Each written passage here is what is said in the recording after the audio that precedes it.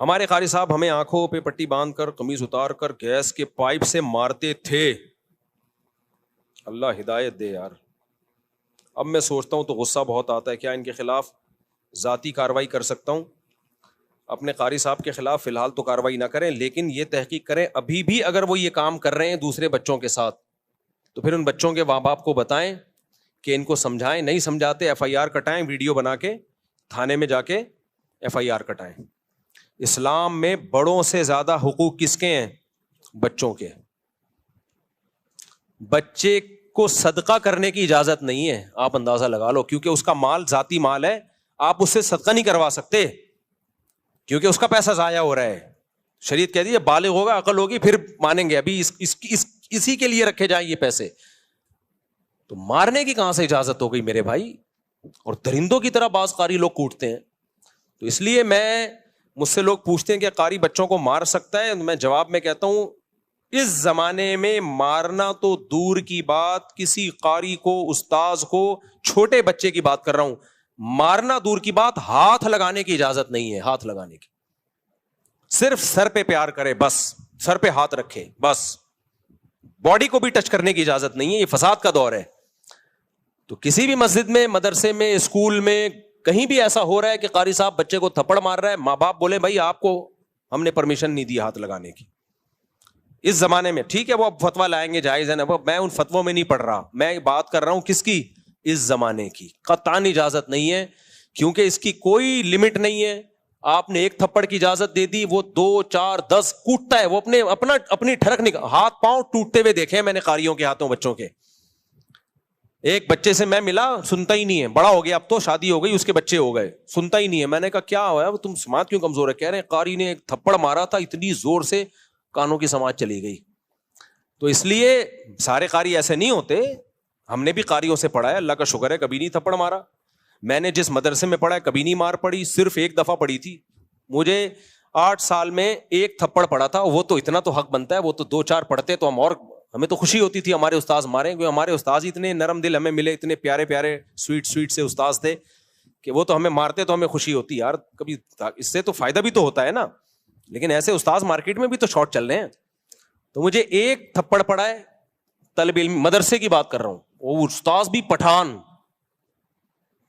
ہر سال میں نے اسے ان پٹھان ٹیچر جو بڑے سخت تھے, پورے دور حدیث تک انہوں نے ایک تھپڑ مارا, وہ بھی گردن پہ. وہ بھی کیسے مارا؟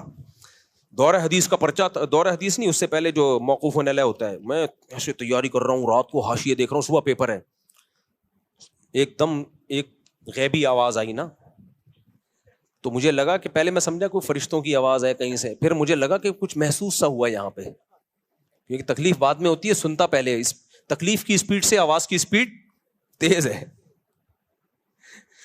تو مجھے یہ بھی اندازہ ہو گیا اس دن کی تکلیف کی محسوس کرنے کی اسپیڈ سے جو آواز کی اسپیڈ ہے. دیکھو سائنسدان اسی طرح تو فارمولے نکالتے ہیں.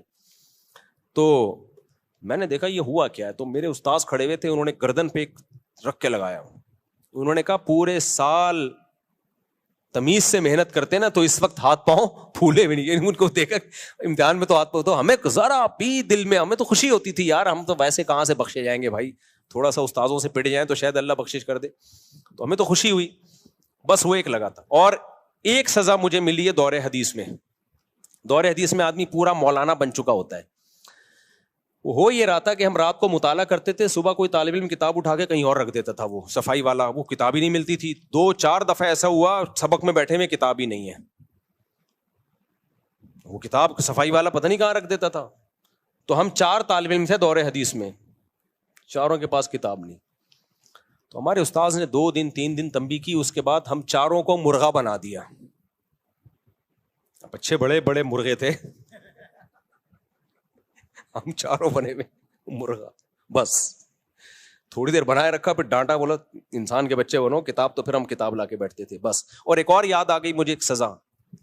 وہ سزا یہ تھی کہ مجھے روزانہ میرا واش روم کا ٹائم اس وقت تھا جب کلاس شروع ہوتی تھی. 1 دن 2 دن ہو گئے, استاذ نے دیکھا روز لیٹ آ رہا ہے, میرا ٹائمنگ سیٹنگ ہی ایسی ہو گئی تھی. تو مجھے استاذ نے تھوڑی دیر کھڑا رکھا کہ آپ کو اب آنے کی چندہ ضرورت نہیں ہے. وہ بھی پٹھان استاذ تھے, بس اتنا. پھر بھی ہم ٹوٹا پھوٹا پڑھ ہی لیے نا یار. خام ہمیں جنگلیوں کی طرح کوٹنا پیٹنا مارنا، اس سے بچے کے اخلاق خراب ہوتے ہیں. اور ایک اور واقعہ میں بار بار سناتا ہوں، یہ بعض ٹیچر اور استاذ کہتے ہیں کہ بچے مار کے بغیر پڑھتے نہیں ہیں، یہ بھی 100% غلط ہے. ایک مدرسے میں نے چند دنوں کے لیے پڑھایا، بلکہ چند دن ہی 6-7 مہینے کے لیے پڑھایا.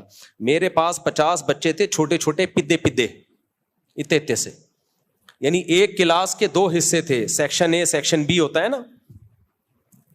تو 50 بچے میرے پاس، 50 بچے اسی کلاس کے سامنے ٹیچر کے پاس، اور کتابیں دونوں کی سیم. میں نے 6-7 مہینے میں نہ کسی کو تھپڑ مارا ہوگا، نہ کسی کو ڈانٹا ہوگا، مزے سے گپ شپ لگا کے لطیفے سنا کے ان کو میں نے پڑھا دیا. سامنے ٹیچر روزانہ بچے پٹ بھی رہے ہیں، کوئی مرغا بنا ہوا ہے، کوئی ایک ٹانگ پہ، کوئی ہیلی کاپٹر، کوئی بغیر کرسی کے بیٹھا ہوا ہے. سمجھ میں؟ اور میرے بچوں کا رزلٹ بھی وہی جو ان کے بچوں کا رزلٹ. میں نے کہا الگ الگ مدرسہ بھی ہوتا نا، میں کہتا ہے اس مدرسے کے بچے نالائق ہیں، یا الگ الگ کلاسیں ہوتی یا الگ الگ کتابیں ہوتی تو کوئی کہہ سکتا تھا بھائی وہ کتاب ایسی ہے جو مار کے بغیر نہیں پڑھائی جا سکتی، اور یہ کتاب ایسی ہے جو مار کے بغیر پڑھائی جا سکتی.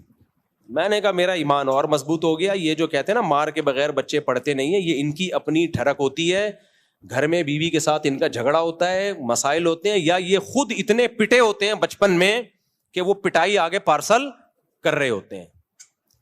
تو ہم نے تو پڑھایا ہے بھائی ایسے، بچے تو ایسے چٹکلے سناتا تو ہنستے تھے، پھر پڑھانا شروع کرتے. بچوں کو بچوں کے اسٹائل میں پڑھانا پڑتا ہے. میں ترنم سے پڑھاتا تھا بچوں کو، ترنم سے ایسی سر لگا کے لے لگا کے، بچے بھی وہی لے میں یاد کرتے تھے. تو آپ کے اپنے ہی بد اخلاقی ہوتی ہے، آپ کی اپنی ٹھڑک ہوتی ہے. آپ سمجھتے ہو کہ بچے مار کے بغیر پڑھیں گے نہیں. بچے پہ ہاتھ اٹھایا اگر آپ نے، بچہ معاف بھی کرے گا تو وہ معاف.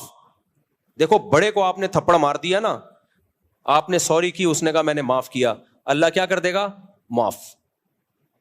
لیکن آپ نے بچے کو مارا نا، بچہ 100 دفعہ کہ میں نے معاف کیا، اللہ کہتا ہے بچے کی معافی کا شریعت میں اعتبار نہیں ہے ہی نہیں اعتبار. اس لیے بچے کے حقوق بہت زیادہ ہیں بھائی.